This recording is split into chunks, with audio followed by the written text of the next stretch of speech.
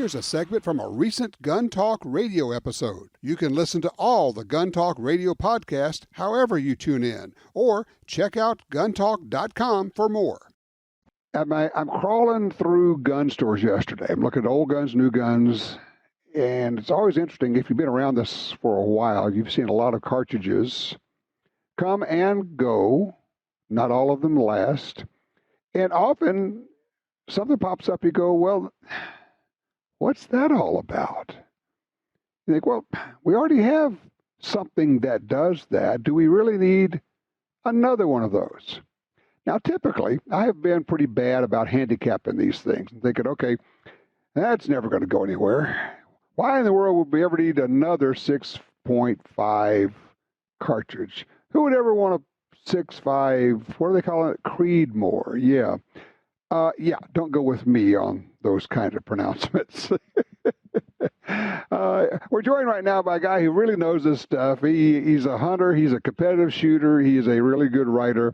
It's Jon Snow. He is the shooting editor at Outdoor Life magazine. Jon, thanks for being here. Hey, Tom. Great to be here. Thanks for having me on. You bet. Of course, you got a great legacy. Jim Carmichael had that slot before you did. A hunter, a competitive shooter. So you got a great legacy of that at Outdoor Life. How long, remind me again, how long have you had this position? Well, when Jim retired in 2009, he passed the baton to me, so it's been since then. Wow, it's been a while now, hasn't it? I know, the years go by, don't they? So let me ask you, you're a hunter, you're also a competitive shooter, and there are, as you well know, a lot of hunters who say there's really no value to a hunter, to being a competitive shooter, to shooting competitively, to trying to hit little targets or at long range or any of the rest of it. How do you respond to that? Well, I mean, what I would say is that, even guys who hunt under really sort of, I guess, kind of controlled and maybe what I would call predictable circumstances. I cut my teeth, hunting out of blinds and stuff in northern Michigan for whitetails and stuff. So you kind of knew what to expect. But every hunter's got a story, at least one of the one that got away, right? An animal surprised them or something else or something goofy happened that they couldn't account for. And, every hunter is going to experience moments of pressure when it comes time to, maybe tag the buck of a lifetime. And guys who have a background in competitive shooting are going to be much better equipped to handle that pressure when that moment arises. Well, we call it stress inoculation. They've actually shot under pressure. They put the stress on themselves, shooting in competition, trying for that last thing. The wind's changing, the range is long or sometimes unknown, and that's another issue we'll talk about in just a second here. And basically, you're refining your skills, and you're also doing it in such a way that you have a measuring stick, because a lot of people go out and they shoot a few rounds at 100 yards, and their measuring stick is, well, I almost always get my deer, and that's all it is. That's right. But, with competition, it allows you to have a much more granular kind of analysis of your skills and where you sit. And, if you're the kind of person who, generally takes pride in your craft and your skills and your ability, having something like a competition to shoot in really gives you all these other goals and metrics you can use to sort of define your progress. And also the other half of it is that, part of it's the personal thing. The other half of it is that it really puts your gear through the ringer and to the test and allows you to really know your gear inside and out. Right. And the one thing we don't talk about much is one of the results of doing that is when you step into the field, you have confidence. And I am absolutely convinced that having confidence, not false confidence, but actually knowing what you can do with it and knowing I can make this shot allows you to make a shot often more quickly. And sometimes that's the difference between getting that animal and not. 100%. One of the things I love about the kinds of competitions I like are sort of the tactical field steel matches. Right. And these are matches where, usually for lack of a better term, what they have in common is it's a puzzle you've got to solve. The buzzer goes off and you've got a shooting puzzle you got to kind of think through in a certain amount of time. And the thing that I love about that is that it translates for me so well into the hunting arena, where, you know, you could be walking along and all of a sudden a situation presents itself to you, and it could either be something you've sort of encountered or dealt with in one of these competitions, or just because you're used to thinking on your feet and thinking fluidly in a shooting situation, it just gives you a tremendous advantage over a guy that's never done a competition. Well, having to find the target, figure out how far the target is, figure out what the wind is, and then get shots on target, that's a skill that translates directly to hunting. And that actually takes us to the other subject I want to talk about today is you were very much involved in the creation of the 6mm Creedmoor cartridge. And people know about the 6.5, but I think fewer people know about the 6. You want to kind of talk about what it is, first of all, and then how it came about. Yeah, well, the 6mm Creedmoor is, as you might guess, it's a next down version of the 6.5. So it's taking the 6.5 Creedmoor's apparent case, necking that brass down to 6mm, and basically constructing the cartridge so that it still fits in a standard length action. And the reason it came about, I mean, it's sort of been kind of an accidental success. Right when the 6.5 was introduced, the Creedmoor was introduced, I was sort of enamored of it. And that kind of goes back to some of the legacy at Outdoor Life. You know, we've been, stepping back before Carmichael, you had O'Connor. You know, the main big round game of his day, obviously the 30-06 and the bigger 300s. He was a champion of the smaller, more efficient 270. Well, right. You fast forward through Jim's tenure. Jim was a big bench rest shooter, and those hyper accurate, smaller cartridges, 6mm was something he favored, and he helped bring out the 260 Remington. That was part of his baby. Right. Again, That's sort right. of a smaller, efficient target cartridge. And so when I saw the 6.5 Creedmoor, you know, I approached Hornaday. I said, you know what, I really want to do a story on how to develop a Wildcat cartridge. And I sort of had my own little metric in my head what I wanted.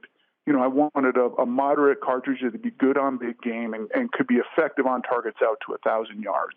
And, okay. So we kind of did the story as sort of a one-off. It really wasn't, the cartridge wasn't built or designed with any other sort of commercial success or future in mind. But then what happened was, it's kind of like timing is everything. PRS, the PRS rifle series started to gain ascendancy. And it just so happened that the person, so when I developed the cartridge, I worked with Hornaday, and I also reached out to a rifle maker named George Gardner. And George built the very first 6 Creed, and that was for that story that ended up running in 2010. And anyway, a couple years later, PRS started taking off, and George was messing around with that, and he had been actually shooting 243s.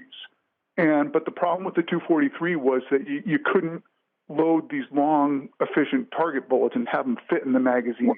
It's kind of like the 6.5 Creedmoor versus the 6.5 55. It's basically a longer barrel or longer bullets, higher BC, and you need a faster twist rate. Exactly, and there are a couple other smaller dimensions, in terms of how the lead and the throat is constructed, and because you sort of alluded to it in your introduction. A lot of guys will get wrapped around the axle. Well, the new, take your pick, whether it's a 6mm Creedmoor or 6.5 or whatever, it doesn't do anything that my old 243 or 6.5 55 Swede does. And for a lot of shooters, that's probably the case. They're not necessarily pushing the cartridge to anything approximating a performance limit. But the fact is that we know how to design cartridges much better now, today, than we did when these wonderful old cartridges were introduced. I mean, I love these old cartridges. I still shoot them and use them and everything else. But the fact of the matter is that we know a lot more about cartridge design. And so if you were starting from scratch today, for example, you would never design the 7mm Rem mag. Like if you were just a spun up ballistic engineer, that is just not what you would create. And exactly. And so anyway, that's kind of where the difference between, well, what is the point of these cartridges is they're pushing a performance envelope and you see the results in competition. I mean, if, for example, if the 243 were so great at that, by golly, it would still be winning because a lot of people have 243s, but it isn't. And okay, John, hold that thought a second here. Let me do this. I got to run to a break here. I want to pick that up. We're talking with Jon Snow. He's the shooting editor of Outdoor Life, and let's take this thing and kind of do the whole. Okay, so what's in it for me? What does a hunter get out of these modern cartridges? What does a competition shooter get out of it? And then we're really going to put him on the spot. Let's talk about going from long-range target shooting to the possibility of long-range hunting. Oh my. Before we get back to our guests, let me give my quick little recitation of how I see the development of cartridges, particular rifle cartridges, particularly for hunters. And that is, we've always said there are certain cartridges that perform better than they should. It's one of those things you hear all the time. And we're talking with Jon Snow, shooting editor of Outdoor Life. John, I'm going to bring you back in here. I think about the 243. We said, well, it just kills better than it should. We'll go further back than that. The 257 Roberts, one of my favorite cartridges, it just performs better than it should. And time again, I've looked at it and said, I think the reason that people keep saying that is because these cartridges have less recoil, and hunters are able to put the shot where it's supposed to go because they aren't afraid of the recoil. And I swear I think that's what's going on with the 6.5 Creedmoor, and then go all the way down to the 6mm Creedmoor. You just are able to shoot it better. Is that fair? I think that is spot on. I couldn't agree more. The fact of the matter is that particularly back in the day, I don't think people ever practiced with their rifles enough. Because you had your .6 or whatever, and you put some rounds through it. But man, after 10, 15 shots, you're feeling a little beat up. And you get a cartridge like the 6.5 Creedmoor that's a pussycat to shoot, or the 243 or the 257 Roberts, great cartridges all. And right. You are just going to end up shooting more, and you're going to shoot better. And yeah, you're absolutely right. That bullet placement, trumps, sort of caliber cartridge size, 99 times out of 100. Exactly. I mean, it really does. And so people just shoot them better. And of course, we've all heard the stories. The guy goes out with a 30-06, and he's a little afraid of it. And it's a little much recoil for him. And so he jerks the trigger and he shoots the elk and shoots around the edges, and it runs off. And then he says, well, the 30-06 is not big enough for an elk. I need a 300 Magnum. You're going, no, man. What you need is a 270 or even a 25-06 with good bullets.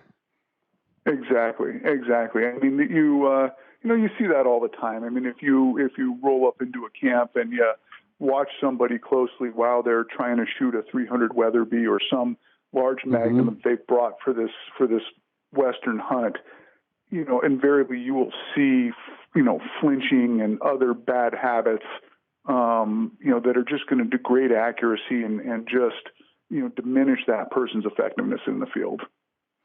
So we're talking about the development of the 6mm Creedmoor. Absolutely wonderful for 1,000-yard shooting. You got low recoil, you got high ballistic coefficient. The thing is just accurate as it can be. And that's all well and good. Now let me put you on the spot, because we have a whole generation of people that not need to, but they want to shoot an animal at long range, because now they have the rifles that are accurate, the optics that are up to it, and cartridges and bullets that are up to it. Where do you fall on this whole thing? I'm going to put you on the spot here. Well, I find the trend towards long-range hunting personally very troubling, because I think that a lot of times people will try to, gear their way into competence. They'll buy a hyper-accurate rifle and a complicated precision scope and get all the bells and whistles and think that this somehow equips them to handle, longer shots, when it really doesn't. And there are so many X factors. When you get past, if you're a real student of ballistics and you start to get past 400 yards, you get these compounding, sort of geometrically multiplying factors that introduce error and uncertainty. Absolutely. Yes. And I think that a lot of people don't have an appreciation for that, who are thinking about long range hunting, and honestly don't have the skills. I shoot a lot, but I have very hard limits on how long I will stretch out a shot on an animal, and even beyond the ability to hit the animal. You're in elk country in thick timber, and something's 800 yards away. Just a matter of recovering the animal.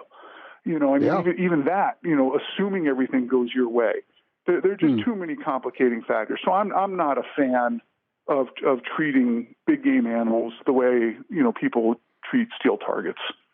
It is so interesting to me to hear you say that, because I fall in the same place. But just a few weeks ago, I had Ryan Kleckner on here, and of course Ryan is one of the great long-range shooters, Army sniper, ranger. I mean, this guy can hit stuff at a long range. And I asked him the same thing. He says, no. He says, I don't take long-range shots at animals. He says, I know I can hit them. He says, but I just don't. And I find that people who shoot competitively, who are really good shots, who have a lot of experience, they understand the vagaries of taking a long shot at an animal over conditions that are completely uncontrolled, no sight or shot, none of that like, we'll get on target with the third or fourth shot. People like you who say, I can hit targets at 1,000 yards, but I don't shoot animals out there. That's right. And I think that's a responsible, mature kind of perspective on the thing.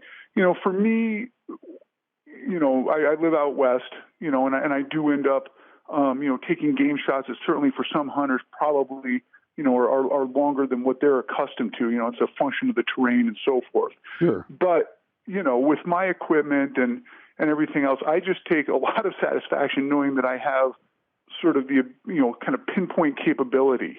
And, and I think for guys who hunt and kind of limit themselves to moderate ranges or whatever, the beauty of being good at long range shooting is that you can now have pinpoint precision. It's the aim small, miss small kind of mentality. So even if you're, an eastern, hardwoods whitetail hunter where you're not going to be shooting more than 100 yards in all likelihood, just having the ability to have that true minute of angle accuracy in the field, that's just a tremendous relief. And honestly, it's kind of our responsibility as hunters to the animals to develop our skills to that level. Well, yeah, and to say, like we go all the way back to the confidence deal, it's, I know that I can put this bullet exactly where I want it to go. And I'm kind of like you. For whatever reason, 400 is my arbitrary number. I would like for it to be half that, and I'm happy if it's 100. That makes me happy to be able to do that. But you say, okay, at that distance, I know I can do what I can do. Jon, I'm going to have to let you go. I appreciate it. We could sit around and do this around a campfire for hours, couldn't we? I hope we get a chance to at some point soon, my friend. That sounds good. Thank you for all that you do. I would encourage people to read your work in outdoor life, see what you're up to, see what all the other things you're doing. I really appreciate what you do and applaud you for your work. Thank you, Tom. I appreciate that. All right, you take care. Jon Snow, shooting editor of Outdoor Life magazine. Obviously a guy that thinks about it and then goes out and does it. 6mm Creedmoor. Really more of a long-range target gun, but you know what? There's nothing wrong with hunting with it. 243 is a great caliber, better than a lot of people understand. And out to 400 yards, probably doesn't really matter between the two.